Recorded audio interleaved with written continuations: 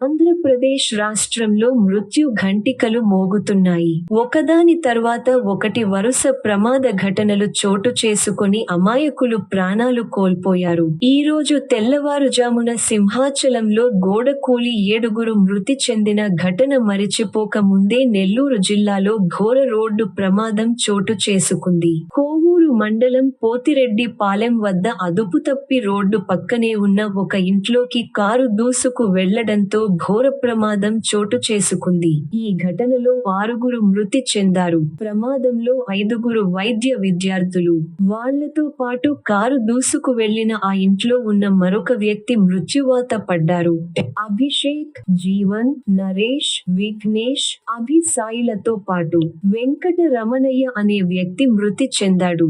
ముంబై జాతీయ రహదారిపై ఉన్న పెట్రోల్ బంకు వద్దకు రాగానే కారు అదుపుతప్పి ఓ ఇంట్లోకి దూసుకుపోయింది.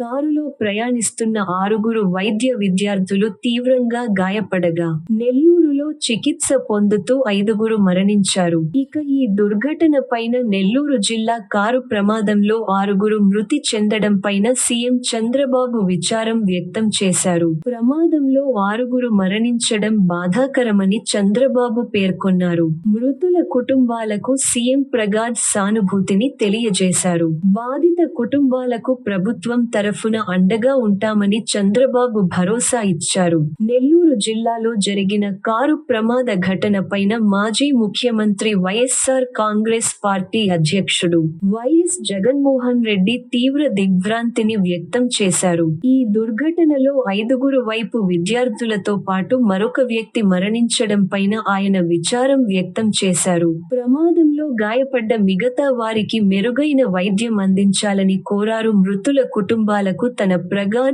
సానుభూతిని తెలియజేశారు. ఇటువంటి దుర్ఘటన జరగడం అత్యంత బాధాకరమని వైఎస్ జగన్ విచారం వ్యక్తం చేశారు.